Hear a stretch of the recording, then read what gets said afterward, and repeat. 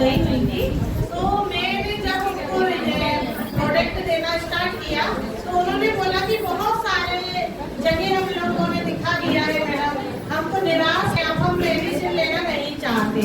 तो हमने उनसे बोला कि आप एक बार सारी दुनिया में आपने इलाज कराया है, लेकिन आप एक बार यहाँ से लेकर के देखिए, शायद आपको बहुत अच्छा रिजल्ट यहाँ से मिलेगा। तो उन्होंने मेडिसिन को स्टार्ट किया और स्टार्ट करते करते 3 से 4 महीने हो गए। 4 महीने बाद भी उन्होंने जब रिजल्ट नहीं आया तो वो थोड़ा सा नर्वस सी हो गई, कहने लगी कि नहीं अब नहीं लेना है दवाई।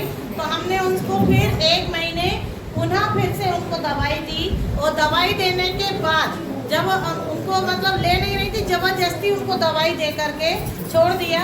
लेकिन फिर उनका फोन आता है और उनके घर में पॉजिटिव रिपोर्ट आती है। क्या हो गई? वो प्रेग्नेंट हो गई और बहुत शानदार उनके घर में एक बच्ची का जन्म हुआ, है ना।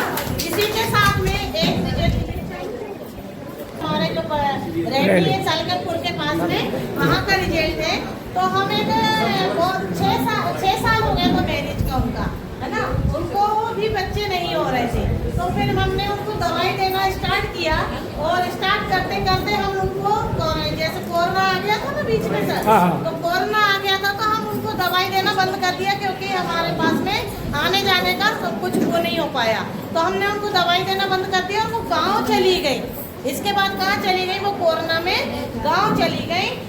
इसके बाद हम 5-6 साल उनके टच में नहीं रहे।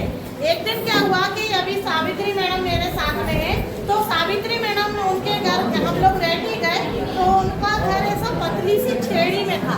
हम उनका घर भी भूल गए कि कहाँ था उनका घर। ऐसा पतली सी छेड़ी दिखी तो मैंने सावित्री मैडम से बोला कि मैडम शायद यही वाली वो छेड़ी है जिसके यहाँ अपन दवाई दे के आते थे, अपन चलते हैं एक बार हम लोग फॉलो अप तो ले।